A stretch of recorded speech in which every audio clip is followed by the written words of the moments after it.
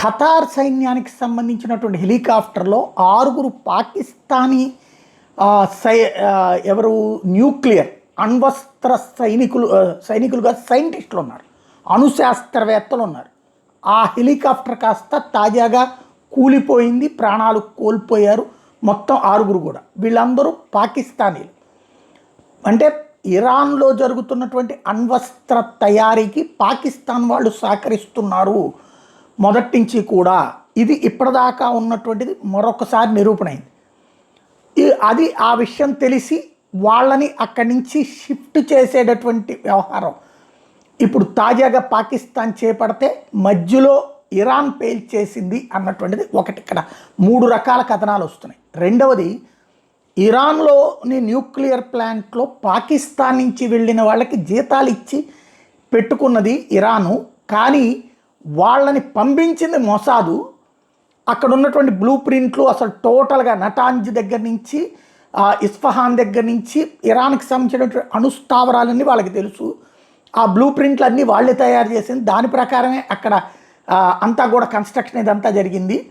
వాళ్ళని ఇప్పుడు అక్కడి నుంచి షిఫ్ట్ చేసేయడానికి ఇజ్రాయెల్ మొసాద్ ప్లాన్ చేసింది.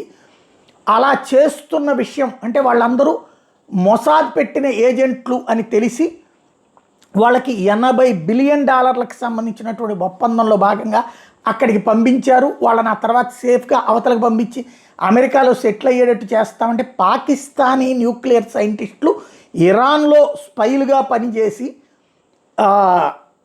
ఇజ్రాయెల్ కోసం పనిచేశారన్నటువంటి విషయం తేలి వాళ్ళని తిప్పి అవతలకి తీసుకెళ్తున్నటువంటి సందర్భంలో విత్ ఆ డాక్యుమెంట్లు తీసుకెళ్తున్న సందర్భంలో ఇరాన్కి తెలిసి ఇరాన్ పేల్ చేసింది అన్నటువంటిది రెండవ కాన్సెప్ట్ వినబడుతోంది. మూడోది వచ్చేటప్పటికి ఇరాన్కి సంబంధించినటువంటి అణుశాస్త్రవేత్తల్ని అక్కడి నుంచి తరలించాలంటే ఇరాన్ ఆల్రెడీ పాకిస్తానీ అణుశాస్త్రవేత్తలకు అత్యధిక జీతాలు ఇచ్చి పెట్టుకుంది.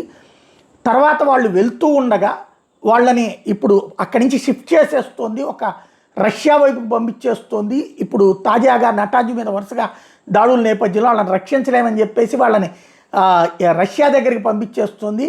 అలా పంపిస్తున్న విషయం గమనించినటువంటి అమెరికా, ఇజ్రాయెల్ కలిసి వాళ్ళని లేపేశారు ఆ పైలట్ ద్వారా ఆపరేషన్ చేసి అన్నటువంటి కనబడుతుంది. ఇలా 3 కథనాలు ఉన్నాయి. అవన్నీ పక్కన పెడితే 6 అణుశాస్త్రవేత్తలు ఇరాన్ కోసం పనిచేసిన ఇరాన్ అణుస్థావరాల కీలకమైన వ్యక్తులు పాకిస్తానీ సైంటిస్టులని తేలింది. వాళ్ళు కాస్త చచ్చిపోయారని తేలింది ఇప్పుడు.